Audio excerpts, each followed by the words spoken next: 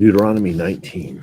When the Lord your God cuts off the nations whose land the Lord your God gives to you, and you dispossess them and settle in their cities and in their houses, you shall set aside 3 cities for yourself in the midst of your land, which the Lord your God gives to you to possess.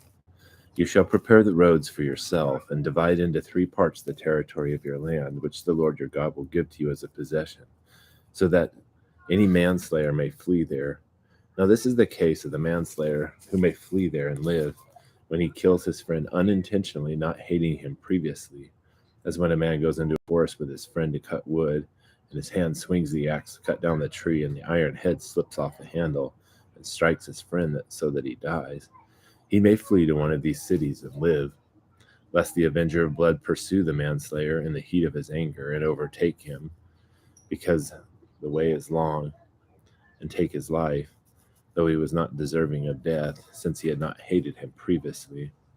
Therefore I command you, saying, you shall set aside 3 cities for yourself.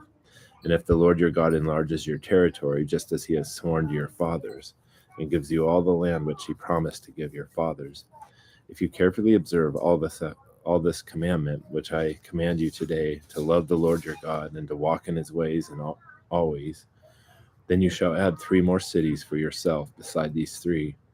So innocent blood will not be shed in the midst of your land, which the Lord your God gives you as an inheritance, and blood guiltiness be on you.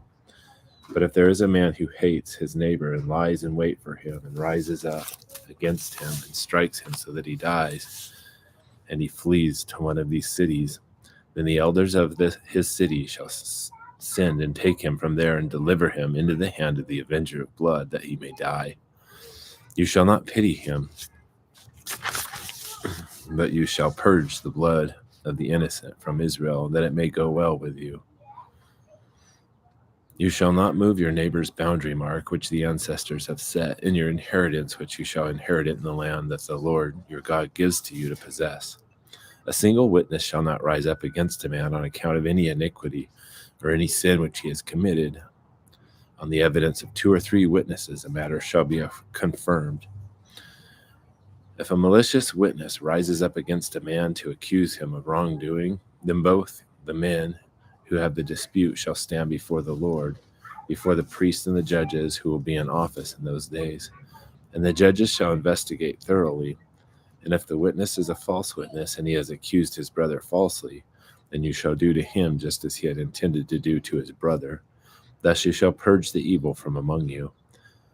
And the rest will hear and be afraid, and will never again do such an evil thing among you.